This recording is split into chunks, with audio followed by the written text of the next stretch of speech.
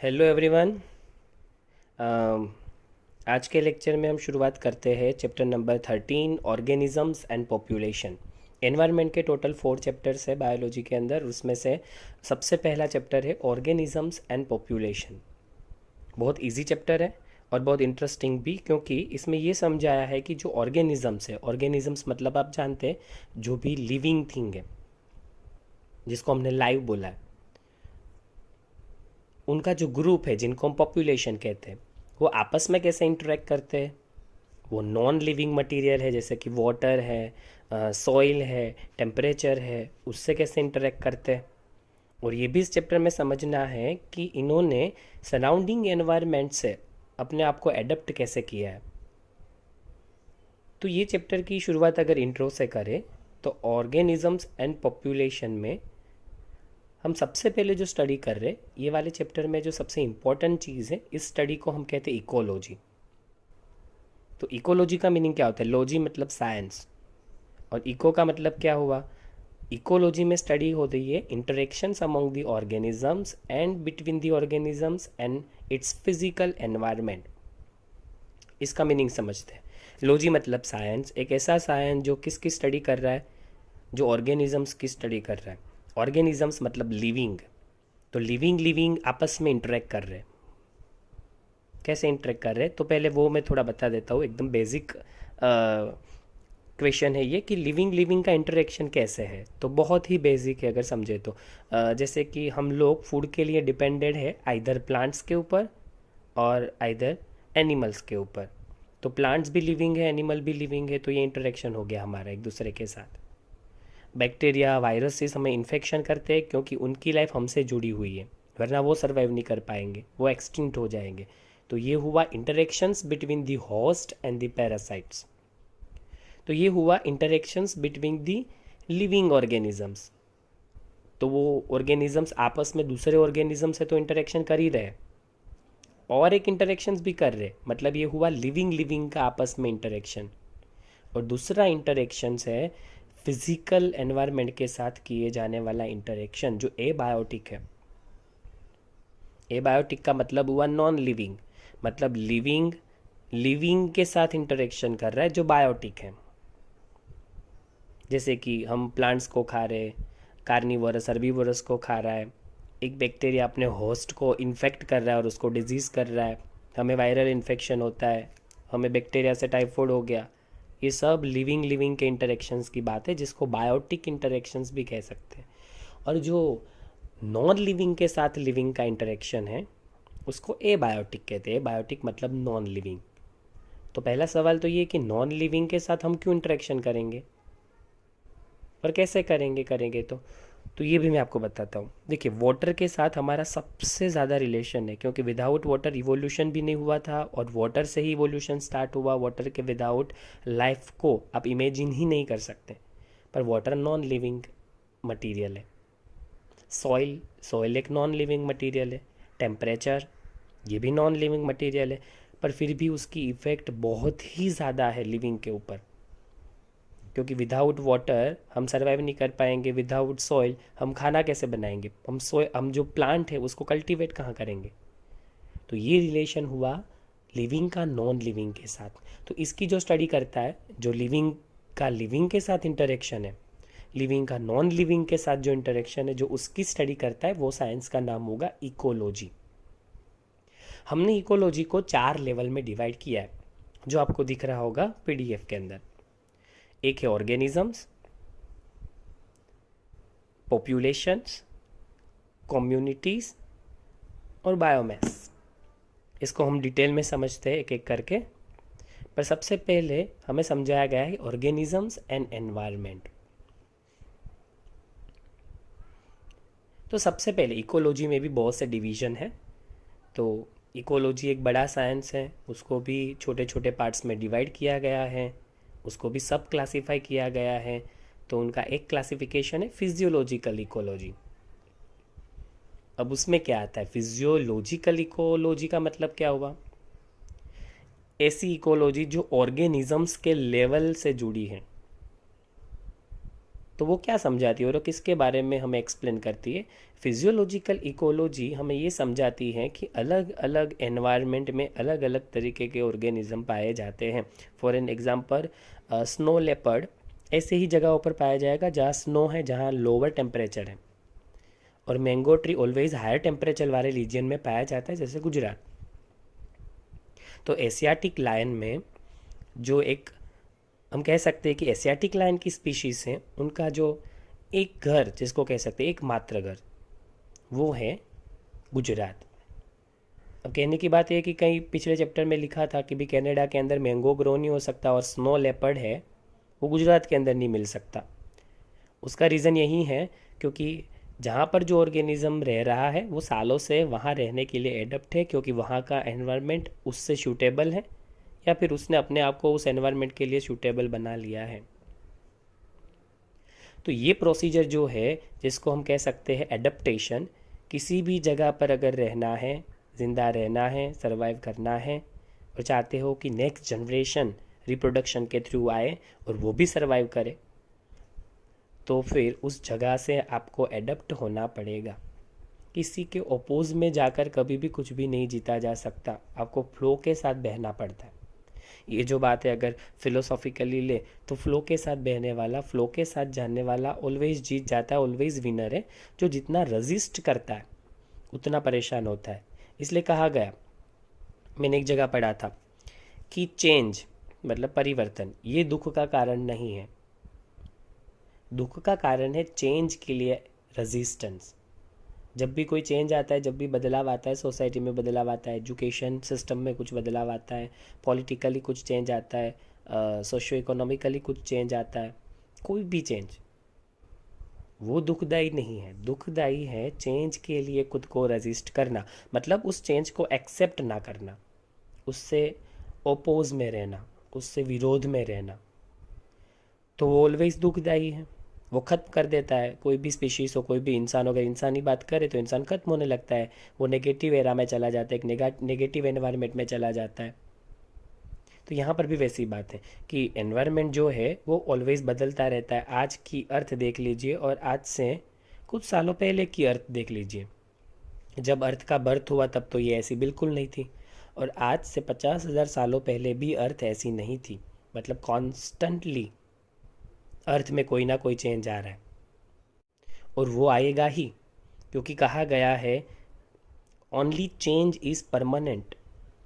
इस दुनिया में एक ही चीज़ परमानेंट है, वो चेंज। इसका मतलब है बदलाव तो आएगा ही आएगा, आप उसको नहीं रोक सकते। आज के 50 सालों के बाद का एनवायरनमेंट कुछ डिफरेंट ही होगा डेफिनेटली। तो इसका मतलब ये हुआ कि एनवायरनमेंट तो अपने आप को कॉन्स्टेंटली चेंज करता जा रहा है। जैसे हम गुजरात में रह रहे, यहाँ का एनवायरनमेंट फ़िलहाल हमारे लिए प्रॉपर है, या हम इसके लिए एडप्टेड है। हो सकता है 50 सालों में इसमें कुछ चेंज आए। अगर चेंज आता है तो आपको भी अपने आप को उसके साथ एडप्ट करना होगा। तो आपने ऐसे कौन से बदलाव किए जिस वजह से आप ये नए एनवायरनमेंट में रहने के लिए अब कैपेबल हो गए, उसकी स्टडी ये फिजियोलॉजिकल इकोलॉजी करता है।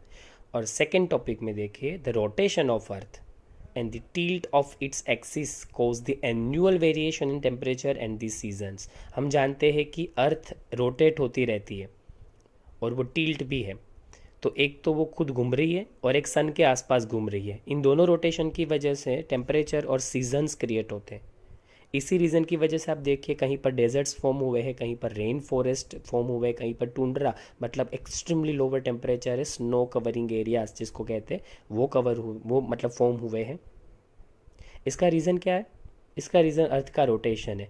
तो ये रोटेशन की वजह से जो सीजन्स क्रिएट होती है, उस सीजन्स की वजह से अर्थ के डिफरेंट पर्टिकुलर जो एरिया है, रीजन है, वहाँ पर अलग अलग तरीके के रेन और स्नो प्रेसिपिटेशन देखने को मिलता है।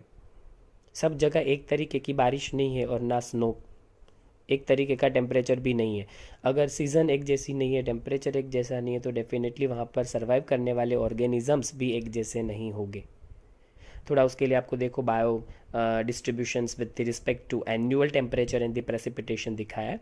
अब फोटो में देखिए, मीन एनुअल प्रेसिपिटेशन सेंटीमीटर के अंदर एक्स एक्सिस पे दिखाया है और वाई पे मीन एनुअल टेम्परेचर दिखा है। इन दोनों से आप ये जान सकते हैं कि डेजर्ट्स में, एक एग्जांपल डेजर्ट्स का लेते हैं, इसका इंटरप्रिटेशन करते हैं जो पिक्चर दिखा है उसका। तो डेजर्ट्स के अंदर आप टेम्परेचर देखिए 5 डिग्री सेल्सियस से लेकर 22-23 डिग्री सेल्सियस तक जा रहा है, जबकि उसमें बारिश कितनी हो रही है, रेन के थ्रू वाटर कितना गिरता है वो ज़रा देखिए, वो नियर अबाउट 50 सेंटीमीटर है।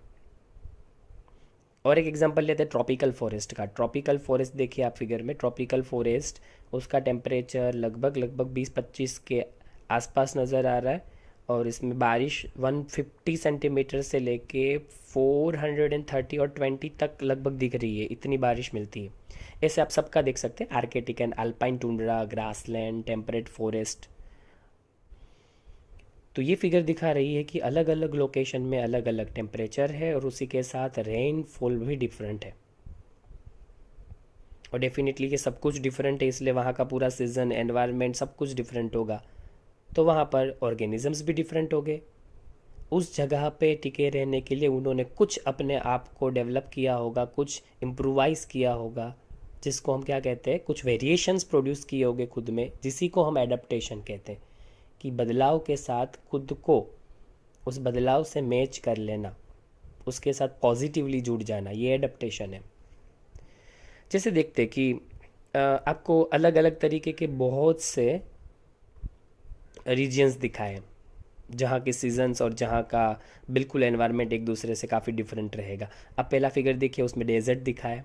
दूसरे फिगर में देखिए पेंगुइन्स दिख रहे हैं, मतलब स्नो कवरिंग एरिया है।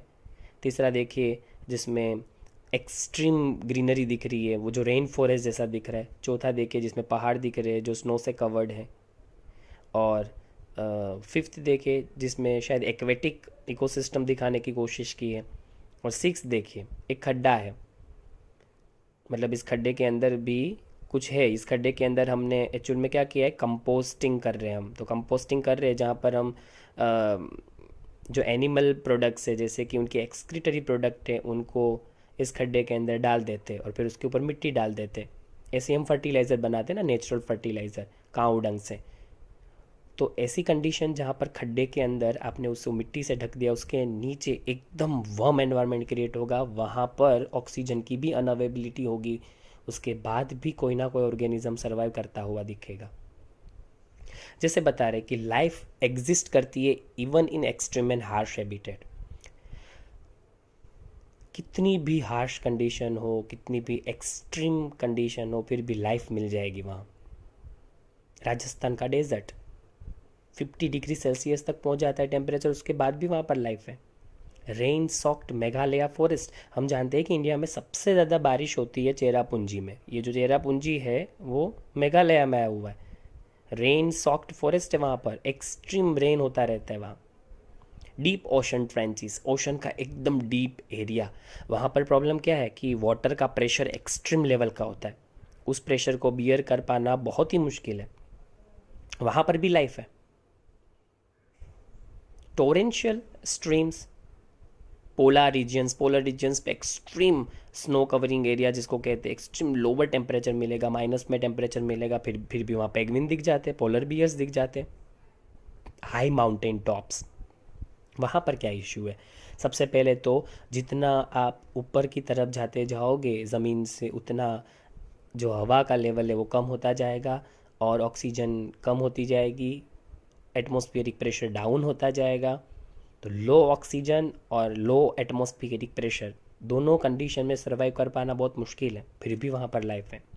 थर्मल स्प्रिंग्स, कई बार हमने सुना है कि ज़मीन से गर्म पानी निकलता है एकदम, तो 100 डिग्री सेल्सियस का वाटर 90 डिग्री सेल्सियस का बॉइलिंग वाटर हमें मिल जाता है। गुजरात में तुलसी श्याम पे आपको मिलेगा, वहाँ पर लोग काफ़ी विजिट करते हैं। वहाँ पर ये जगह है जहाँ पर थर्मल स्प्रिंग है, छोटा सा एक, वहाँ पर भी कुछ है।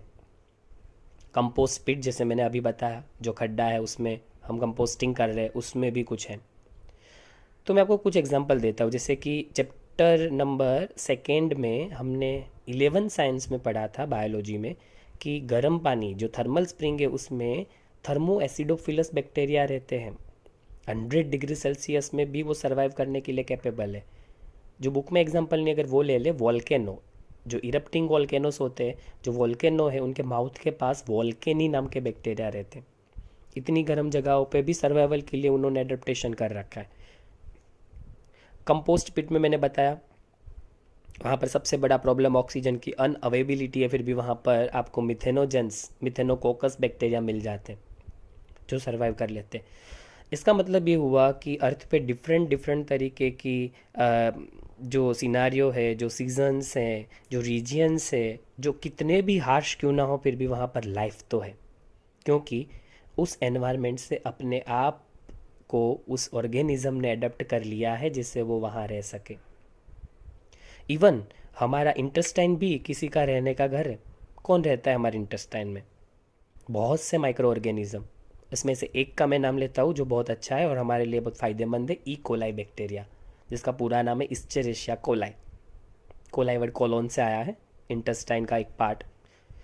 और ये बैक्टीरिया बॉडी के लिए बिल्कुल हार्मफुल नहीं है, ये अच्छे बैक्टीरिया है जो हमारी बॉडी के अंदर दूसरे हार्मफुल बैक्टीरिया से हमें बचाते। और आपको एक चीज़ और बता दूँ, ये बैक्टीरिया का सबसे बड़ा फ़ायदा, ये बहुत लो अमाउंट में हमारे लिए B12 नाम का विटामिन बनाते हैं, जो बुक में नहीं दिया है, मैं आपको जनरल इन्फॉर्मेशन के लिए बता रहा हूँ। थर्ड टॉपिक में देखिए, इसमें ये लिखा है, ये सब कुछ हमने पढ़ा, तो इसमें ये लिखा गया है कि फिजियोकेमिकल कंपोनेंट जो है, फिजिकोकेमिकल कंपोनेंट जो है, जिसको एबायोटिक या नॉन लिविंग का है, वाटर, लाइट, टेम्परेचर, सॉइल, जो लिविंग नहीं है, हम उसके साथ इंटरेक्ट कर रहे हैं। कौन इंटरेक्ट कर रहा है? जो लिविंग है। तो वाटर, लाइट, टेम्परेचर, सॉइल, ये नॉन लिविंग है, एबायोटिक है, और उसके साथ इंटरेक्शन कौन कर रहा है? लिविंग। तो लिविंग में कौन सी कैटेगरी है? पैथोजेंस, मतलब disease causing organism. Parasites, disease causing organisms, ये भी डिजीज कॉजिंग है, पर पैरासाइट छोटे होते हैं जनरली साइज में, जैसे बैक्टीरिया को पैरासाइट्स कहते हैं, वायरस भी पैरासाइटिक कैटेगरी में भी आता है। प्रीडेटर्स, शिकार करने वाले, जैसे लायन, टाइगर। कॉम्पिटिटर्स, ये हम चैप्टर के लास्ट टॉपिक में पढ़ेंगे, जो आपस में कॉम्पिटिट करते हैं, जैसे कि कंपटीशन करते हैं। फॉर एन एग्जांपल, लायन और टाइगर, इन दोनों का फूड लगभग एक जैसा होने की वजह से इन दोनों में फूड के लिए कंपटीशन है। तो कह सकते हैं कि ये जो इंटरेक्शन है वो हमें समझना है, वो चैप्टर के एंड में दिखा है। पर सबसे पहले तो लिविंग का इंटरेक्शन समझने से पहले हमें नॉन लिविंग का लिविंग के साथ इंटरेक्शन समझना है। इसलिए इसके बाद का जो टॉपिक है वो है एबायोटिक फैक्टर्स। सबसे पहला फैक्टर है temperature, second factor water, third light, and fourth soil.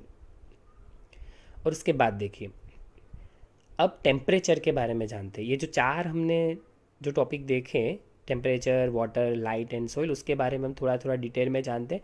ये बहुत ही ईजी है, क्योंकि सब जानते हैं कि ये जो चार चीज़ें हैं वो कैसे अफेक्ट करती है लिविंग को, या तो फिर लिविंग ऑर्गेनिज्म से ये कैसे जुड़ी हुई है, ये सब जानते हैं, हर कोई जानता है। तो सबसे पहले देखते हैं टेम्परेचर। कहते हैं कि most ecologically relevant environmental factor है, सबसे ज़्यादा जो कहता है ना लिविंग को अफेक्ट करता है, ये वो फैक्टर है। अब टेम्परेचर की बात करें तो सीजन्स के हिसाब से टेम्परेचर डिफरेंट डिफरेंट होता है। और अगर हम ये बात करें कि इक्वेटर से आप पोलर रीजन्स की तरफ जाते जाओगे तो टेम्परेचर धीरे धीरे धीरे धीरे कम होता जाएगा। सबसे ज़्यादा टेम्परेचर इक्वेटर पे मिलता है, क्योंकि वहाँ पर सनलाइट ज़्यादा होती है और स्ट्रेट आती है। साउथ अफ्रीका, अमेज़न के फॉरेस्ट, ये सब इक्वेटर पे आए हुए हैं। और पोलर रीजन्स पे जाओ, ग्रीनलैंड, नॉर्वे, तो वहाँ पर टेम्परेचर एक्सट्रीमली लोअर है, स्नो कवरिंग एरिया हो जाते वहाँ। और दूसरा भी एक एग्जांपल ले सकते, ज़मीन के नीचे की तरफ, ज़मीन के लेवल की तरफ टेम्परेचर ऑलवेज ज़्यादा होता है, और जैसे आप माउंटेन के टॉप की तरफ या ज़मीन से ऊपर की तरफ जाते जाओगे वैसे टेम्परेचर कम होता जाएगा। इसका मतलब ये टॉपिक समझाना ये चाहता है कि टेम्परेचर ऑलवेज आपको अलग अलग रेंज में मिलेगा। माउंटेन के टॉप पे, जैसे हिमालयन रीजन्स में देखें तो स्नो कवरिंग एरियाज है, क्योंकि वो ज़मीन से बहुत ऊपर के एल्टीट्यूड पे हैं। और जबकि इक्वेटर पे सबसे ज़्यादा मिलेगा और पोलर रीजन्स में सबसे कम। विंटर में सबसे कम टेम्परेचर होगा, समर में सबसे ज़्यादा। तो यहाँ वेरिएशन है टेम्परेचर का। कहीं पर 50 डिग्री सेल्सियस से ज़्यादा टेम्परेचर मिलता है, कुछ ट्रॉपिकल जो डेजर्ट्स है वहाँ, और कुछ ऐसी भी जगह है जहाँ 50 डिग्री सेल्सियस माइनस में मिलता है। पर एवरेज टेम्परेचर की बात करें थर्मल स्प्रिंग और डीप सी हाइपोथर्मल वेंट्स, तो वो 100 डिग्री सेल्सियस को भी क्रॉस कर सकता है। 50 डिग्री नहीं, 100 डिग्री सेल्सियस बॉइलिंग टेम्परेचर है ये। थर्मल स्प्रिंग्स जो मैंने अभी आपको पहले बताया थोड़ी देर पहले, डीप सी हाइड्रोथर्मल वेंट्स, सी का एकदम डीप एरिया जहाँ उसकी ज़मीन के जस्ट नीचे मैग्मा घूम रहा है, या ऐसे रॉक के ऊपर ज़मीन आई हुई है जो रॉक के जस्ट नीचे मैग्मा घूम रहा है, तो 100 डिग्री सेल्सियस का टेम्परेचर है वहाँ। तो कह सकते हैं कि टेम्परेचर अलग अलग अलग वेराइटी में अलग अलग रेंज में मिलते हैं। इस अर्थ पे जितने भी प्लेसेस है वहाँ पर एक जैसा टेम्परेचर नहीं है, बहुत वैरायटी है। इसी रीज़न से देखो आपको हाईलाइट करके दिखाया है, mango trees can not grow in temperate countries. Canada, Germany lower temperature वाली जगहों पे मैंगो ग्रो नहीं कर सकता। और there is no snow leopard in Kerala forest. Kerala में नहीं मिल सकता स्नो लेपर्ड क्योंकि केरला में स्नो नहीं है। Snow leopard snow covering area में मिलता है, उसको लोअर टेम्परेचर चाहिए सर्वाइव करने के लिए। और tuna fishes are rare beyond the tropical latitude in the ocean. Tropical latitude के बियॉन्ड जाने से ट्यूना फिशेस का मिलना भी रेयर है। इसका मतलब ये हुआ कि अलग अलग ऑर्गेनिज्म अलग अलग रेंज की टेम्परेचर से एडप्टेड है और वहीं रह सकते हैं उसी एनवायरनमेंट में जिसके लिए उन्होंने एडप्टेशन फॉर्म किया है या फिर शो किया है। अगर टेम्परेचर के बारे में और देखें तो थोड़ा बॉडी की जो प्रोसेसेस है वो कैसे टेम्परेचर से जुड़ी है उसके बारे में देखते हैं। तो नेक्स्ट टॉपिक देखिए, नेक्स्ट स्लाइड में, temperature affect kinetics of enzymes, basal metabolism and the other physiological functions of the organism. इसका मतलब समझते हैं। अगर 11 साइंस बायोलॉजी का चैप्टर नंबर 9 आपको थोड़ा बहुत याद हो तो इसमें हमने समझा था कि एंजाइम्स की जो स्पीड है वो ऑलवेज टेम्परेचर पे जुड़ी हुई होती है। एक फैक्टर टेम्परेचर भी है, बहुत से फैक्टर थे, उसमें से एक फैक्टर टेम्परेचर। कहते हैं कि ह्यूमन बॉडी में अगर 40 डिग्री सेल्सियस अगर क्रॉस कर लेता है टेम्परेचर, वो तो एक्सट्रीमली सीवियर कंडीशन हो गई अगर 40 डिग्री तक टेम्परेचर सेल्सियस में पहुंच गया तो, पर अबोव दी 40 डिग्री सेल्सियस हमारे बॉडी के सारे एंजाइम्स काम करना बंद कर देंगे और इससे डेथ हो सकती है, क्योंकि विदाउट एंजाइम बॉडी में कोई केमिकल रिएक्शन नहीं हो सकती। सेल के अंदर चलने वाली केमिकल रिएक्शन शट डाउन हो जाएगी तो सेल खत्म हो जाएंगे, सेल खत्म तो इंसान भी खत्म। बेसल मेटाबॉलिज्म, टेम्परेचर बीएमआर को अफेक्ट करता है। बेसल मेटाबॉलिज्म की स्पीड की बात कर रहे हैं। मेटाबॉलिज्म मतलब केमिकल रिएक्शंस, सेल के अंदर जो केमिकल रिएक्शन चलती है, सेल को हमने केमिकल फैक्ट्री माना है, उनके अंदर चलने वाली जो रिएक्शन है उसकी स्पीड टेम्परेचर पे डिपेंडेड है। और ढेर सारे फंक्शंस, कहते हैं बहुत ज़्यादा टेम्परेचर बढ़ने से डिहाइड्रेशन हो सकता है, पानी का लेवल कम होगा तो ब्लड प्रेशर डाउन हो सकता है। ऐसे तो बहुत से फंक्शन ले सकते हैं बॉडी के अंदर चलने वाली फिजियोलॉजिकल प्रोसेसेस। फिजियोलॉजी मतलब बॉडी की कौन कौन सी प्रोसेसेस इसमें आएंगी, ब्रीदिंग प्रोसेसेस, सर्कुलेटरी जो प्रोसेसेस है, डाइजेशन जो है, एक्सक्रीशन जो है, यूरिन फॉर्मेशन जो है, ये सब फिजियोलॉजी अंदर की। तो ये हमने देखा कि किस तरीके से टेम्परेचर बॉडी को अफेक्ट करता है। अगर ये बॉडी को अफेक्ट करता है तो बॉडी को कुछ ना कुछ एडजस्ट करने के लिए करना पड़ेगा, वरना सर्वाइवल इम्पॉसिबल हो जाएगा। तो हमने भी देखो कौन कौन से टॉलरेंस डेवलप किए। नेक्स्ट टॉपिक में दिखा है कि ऑर्गेनिज्म ने अपने आप को बचाने के लिए 2 तरीके के टॉलरेंस डेवलप किए। थर्मल टॉलरेंस मतलब ऐसे टॉलरेंस जो टेम्परेचर के लिए डेवलप किए गए हैं। 2 टाइप है, Yuri thermal and stenothermal. Yuri का मतलब होता है वाइड, स्टेनो मतलब नैरो। यूरी थर्मल ऑर्गेनिज्म बहुत बड़ी रेंज के टेम्परेचर को बियर कर सकते हैं, जैसे कि टार्डिग्रेड ही ले लो। टार्डिग्रेड आज की समय में रिसर्च में सबसे ज़्यादा रिसर्च जिसके ऊपर किया जा रहा है वो ऑर्गेनिज्म है। बहुत ही ज़्यादा हाईली टॉलरेंस दिखाने वाला ऑर्गेनिज्म। अब तक हमें टार्डिग्रेड जैसा टॉलरेंस दिखाने वाला दूसरा कोई ऑर्गेनिज्म नहीं मिल पाया। ज़रूर सर्च करिए गूगल पे टार्डिग्रेड क्या है। वाइड रेंज टेम्परेचर, कहते हैं कि माइनस में भी बहुत लोअर डिग्री टेम्परेचर और हायर में भी बहुत ज़्यादा टेम्परेचर को ये बियर कर लेता है। मतलब ऐसे ऑर्गेनिज्म जो माइनस में जाने के बाद भी अपने आप को सस्टेन कर सकते और टेम्परेचर 50 डिग्री या उससे ज़्यादा होने के बाद भी सस्टेन कर सकते, मतलब जिनकी रेंज बहुत बड़ी है टेम्परेचर को सस्टेन करने के लिए। जबकि स्टेनोथर्मल है वो कुछ ही टेम्परेचर रेंज को सस्टेन कर सकते हैं, जैसे कि ज़्यादा से ज़्यादा 30 डिग्री में सर्वाइव करेंगे और मैक्सिमम 40 पे, तो इनकी रेंज 30 से 40 के बीच में है, 10 डिग्री का ही एक रेंज है। सपोज यूरी थर्मल में रेंज बड़ा होगा, जैसे कि वो 10 डिग्री माइनस से लेके 50 डिग्री तक अपने आप को बियर कर रहे हैं। तो बड़ी रेंज वाले जो है वो यूरी थर्मल, और जो छोटी रेंज तक ही अपने आप को सर्वाइव कर सकते हैं वो स्टेनो थर्मल। ये आगे भी आएंगे वर्ड्स, तो अभी ये समझ लीजिए कि यूरी मतलब वाइड रेंज, स्टेनो मतलब नेरो। तो यहाँ तक जो टॉपिक था वो था टेम्परेचर के रिगार्डिंग, बहुत इजी पार्ट था ये। उसके बाद वाटर, उससे भी इजी। वाटर के बारे में कौन नहीं जानता, सबसे इम्पोर्टेंट फैक्टर है, सेकंड मोस्ट इम्पोर्टेंट फैक्टर जो पूरी लाइफ को अफेक्ट करता है। अर्थ पे लाइफ की शुरुआत जो कह सकते हैं कि life on the earth originated in the water, without water we can not even imagine the evolution and the life. अब सवाल ये उठता है कि चलो पानी के विदाउट तो लाइफ पॉसिबल नहीं है, हमारी बॉडी के अंदर काफ़ी ज़्यादा प्रपोर्शन में वाटर अवेलेबल है, ये हर कोई जानता है। पर डेजर्ट्स ऑर्गेनिज्म है, उनका क्या, उनको तो पानी बहुत कम मिलता है, तो उन्होंने लिमिटेड अमाउंट जो है वाटर का उसके लिए अपने आप को एडेप्ट कर रखा है। चौथे पॉइंट में ये देखिए कि प्लांट जो है वो पानी के ऊपर डिपेंडेड है, क्योंकि हम जानते हैं कि फोटोसिंथेसिस में एक जो सब्सटेंस है, एक जो एलिमेंट है वो वाटर भी है। CO2 plus H2O gives glucose and oxygen, हम ऐसा लिखते हैं।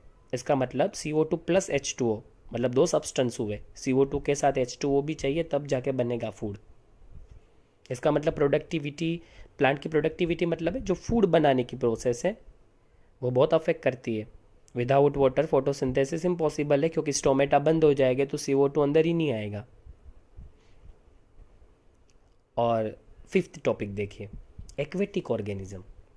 अब ये तो पानी में ही रह रहे हैं, इनके पास इतना सारा पानी है जितना किसी के पास नहीं।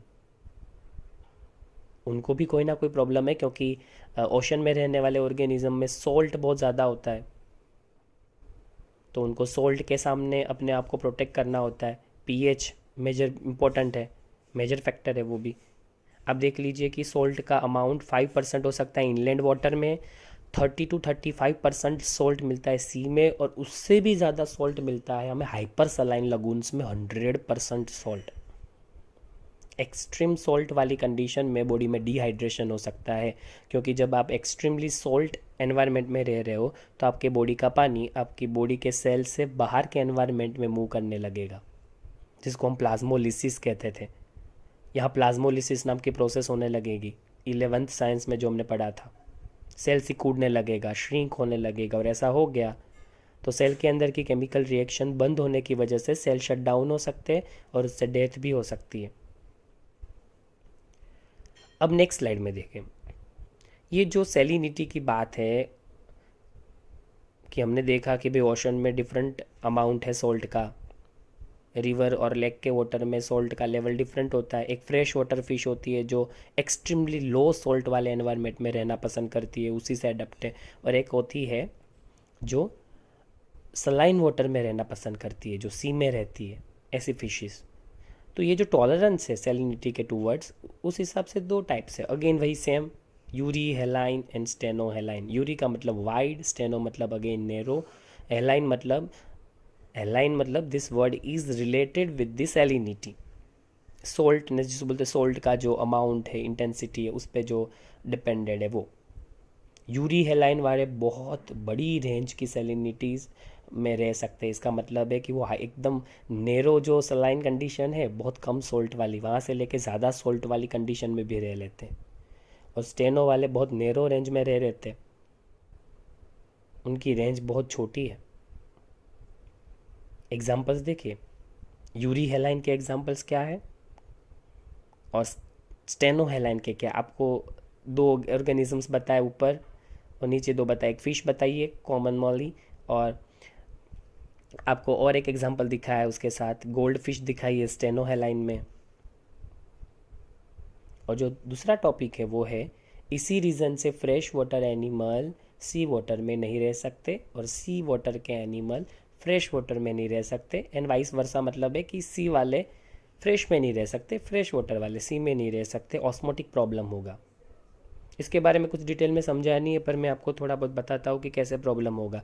फॉर एन एग्जांपल ले लेते, फ्रेश वाटर की फ़िश अगर सी वाटर में चली जाती है तो उसकी बॉडी से पानी बहुत ही ज़्यादा अमाउंट में बाहर निकलने लगेगा। वो पानी में रहने के बावजूद भी वाटर के कम होने की वजह से मर सकती है। और अगर सी वाटर की फ़िश है वो अगर फ्रेश वाटर में आ गई तो ढेर सारा पानी उसके बॉडी में जाने लगेगा और एनिमल सेल है वो फूलने लगेगा और सेल बर्स्ट हो सकता है, तो एक्स्ट्रा वाटर के अंदर जाने से उसकी डेथ हो सकती है। तो दो प्रॉब्लम हो सकती है, और ये प्रॉब्लम किससे जुड़ी हुई है? ऑस्मोटिक प्रॉब्लम से। तो यहाँ तक की जो बात थी वो वाटर की थी, वाटर कैसे अफेक्ट करता है लिविंग को। अब तीसरा एबायोटिक फैक्टर है, नॉन लिविंग फैक्टर, लाइट। हम जानते हैं कि plant need sunlight for the photosynthesis, उसी से वो इलेक्ट्रॉन प्रोड्यूस करते हैं और उसी वजह से वो इलेक्ट्रॉन जो है वो इलेक्ट्रॉन ट्रांसपोर्ट सिस्टम में घूमते हैं और एटीपी बनता है। वही एटीपी हम यूज़ में लेते हैं ग्लूकोज बनाने के लिए। ये पूरी प्रोसेस चैप्टर नंबर 13 में 11 साइंस में हम पढ़ चुके हैं। पर यहाँ सेकंड पॉइंट देखना है, small forest plants, herbs and shrubs. हम जानते हैं कि हमने प्लांट्स को उनकी हाइट के अकॉर्डिंग एक क्लासिफिकेशन सिस्टम में क्लासिफाइड किया है। हर्ब्स, उससे बड़े जो है वो श्रब्स, उससे बड़े स्मॉल ट्रीज, उससे भी बड़े लार्ज ट्रीज। तो यहाँ बता रहे हैं कि सबसे बड़ा प्रॉब्लम हर्ब्स और श्रब्स को है। जनरली इनको लो लाइट मिलती है क्योंकि ये बड़े ट्री के नीचे ग्रो होते हैं, तो बड़ा ट्री जो है वो नीचे लाइट को उतनी नहीं आने देता। कैनोपाइट trees overshadowed by the tall and कैनोपाइट ट्री, मतलब बहुत बड़े बड़े जो पेड़ है उसके नीचे ये ग्रो करते, तो उनके शेडो की वजह से ये ग्रो नहीं हो पाते, तो इनको कम लाइट मिलती है। पर फिर भी ये कम लाइट में भी फोटोसिंथेसिस करने के लिए, अपने आप को सर्वाइव करने के लिए एडप्ट हो चुके हैं। थर्ड पॉइंट देखिए, many plants depend on sunlight for photoperiodism. ये भी 11th में पढ़ चुके हैं। कुछ प्लांट में फ्लावर तभी आता है जब उनको कुछ आवर्स से ज़्यादा अमाउंट में लाइट मिले, और कुछ के तब आते हैं जब उनको लो अमाउंट में लाइट मिले। याद हो तो हमने ये टॉपिक पढ़ा था, इस टॉपिक का नाम क्या था? फोटो पीरियोडिज्म, जहाँ पर पीरियोडिज्म मतलब अमाउंट, पीरियड, एक टाइम पीरियड की बात है। फोटो मतलब लाइट। फ्लावरिंग प्रोसेस के लिए लाइट कितने टाइम के लिए मिलती है वो डिपेंड करता है। लॉन्ग डे प्लांट को ज़्यादा लाइट चाहिए, शॉर्ट डे प्लांट को कम लाइट चाहिए। डे न्यूट्रल प्लांट को कोई फ़र्क नहीं पड़ता कितनी लाइट मिल रही है, ज़्यादा मिल रही है, कम मिल रही है, वो न्यूट्रल है। ये 11th का टॉपिक था, इसमें हमें समझना नहीं है, मैं जस्ट याद करवा रहा हूँ। और फोर्थ टॉपिक है, many animal use the diurnal and seasonal variations in light intensity and the photo period for timing their foraging and reproductive and migratory activities. काफ़ी एनिमल लाइट पे डिपेंडेड है, उसकी इंटेंसिटी पे, रिप्रोडक्शन के लिए। उनको seasons का पता तब चलता है जब एक लाइट की इंटेंसिटी में बदलाव आता है, और तभी वो रिप्रोडक्शन करते हैं, क्योंकि वो कंडीशन उनके बच्चों के लिए, उनके बच्चों के सर्वाइवल के लिए ज़्यादा सूटेबल होती है। माइग्रेटरी एक्टिविटीज़ की बात करें तो हम एग्जांपल ले लेते हैं फ्लेमिंगोज़ का, साइबेरियन बर्ड्स।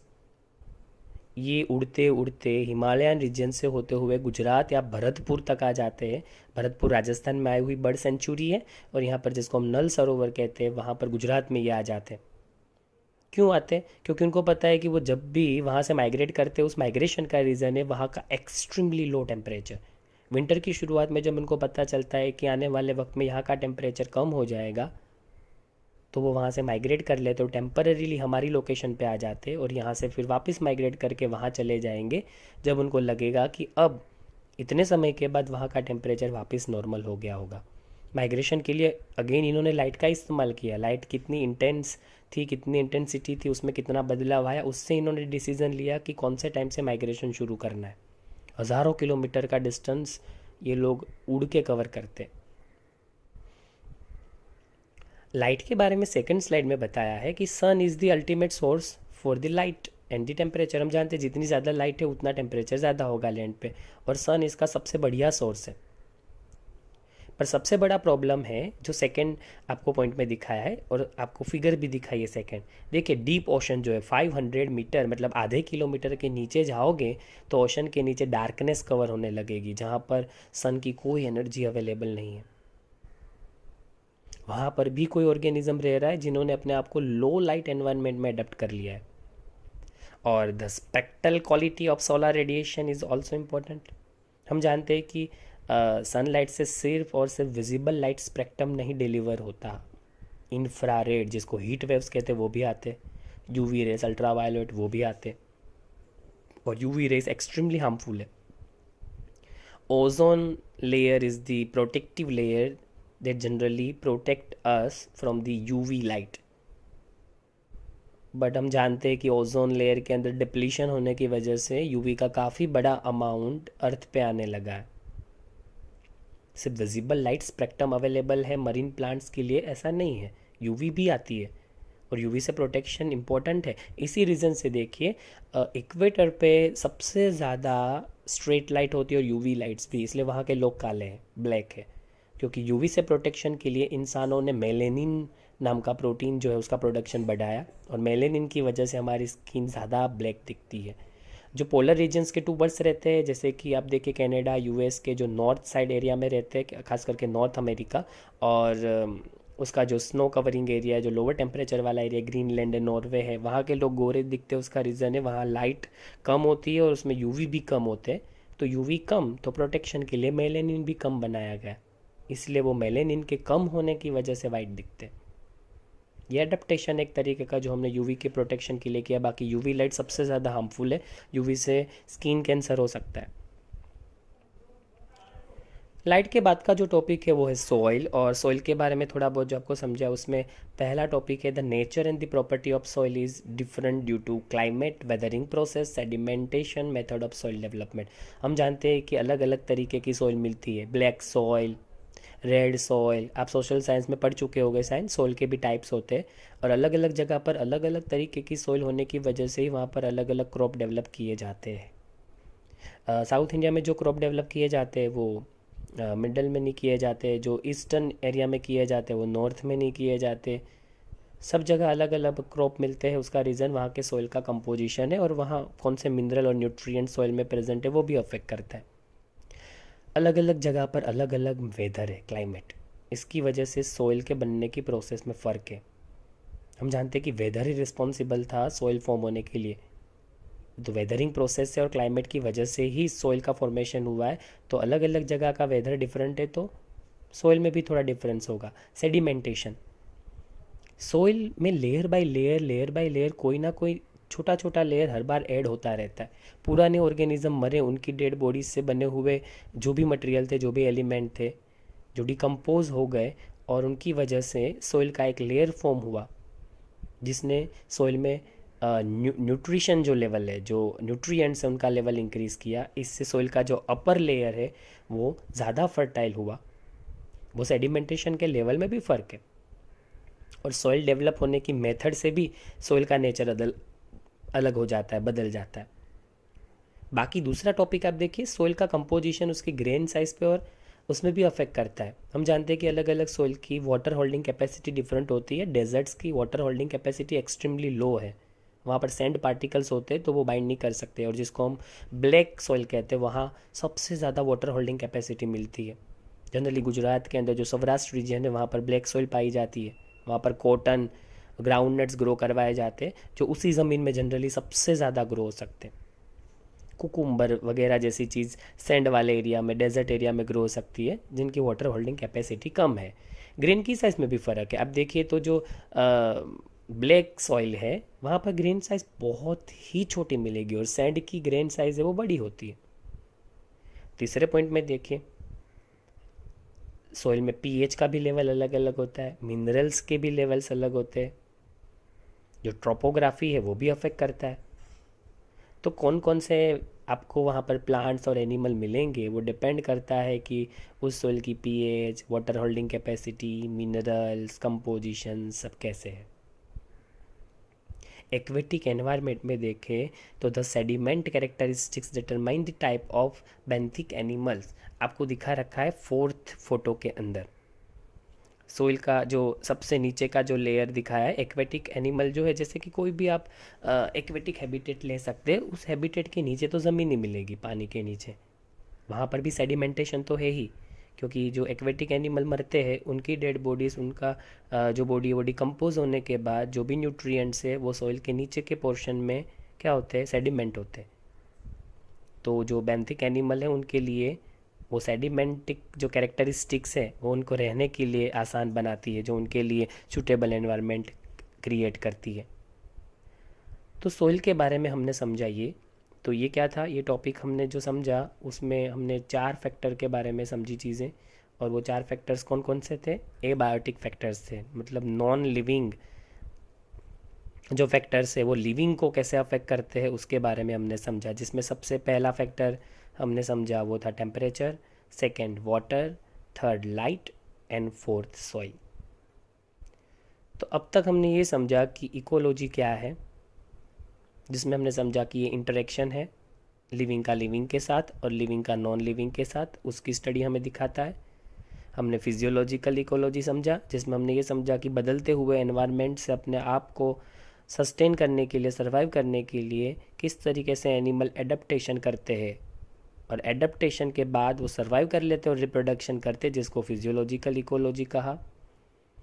उसके बाद हमने ये भी समझा कि अर्थ पे डिफरेंट तरीके के रीजन्स है, हैबिटेट्स है, जहाँ का एनवायरनमेंट एक दूसरे से काफ़ी अलग है, जैसे desert, mountains, rain soaked forest, aquatic habitat. और उसके बाद हमने समझा एबायोटिक फैक्टर्स कि non living elements, non living जो फैक्टर्स है वो लिविंग को कैसे अफेक्ट करते हैं, जैसे temperature, water, light and soil. यहाँ तक जो हमने समझा वो एबायोटिक फैक्टर था और वो कैसे अफेक्ट करते हैं उसके बारे में था। अगला जो टॉपिक होगा वो होगा कि ये एबायोटिक फैक्टर में जो बदलाव आता है, जो चेंज आता है, उस चेंज के सामने खुद को सस्टेन करने के लिए और सर्वाइव करने के लिए हमने कौन कौन से किस किस तरीके के एडेप्टेशन फॉर्म किए हैं और बिहेवियर फॉर्म किए, हमने रिस्पॉन्स क्या दिया उन एबायोटिक फैक्टर के सामने। वो रिस्पॉन्सेस की जो बात है वो नेक्स्ट टॉपिक में होगी।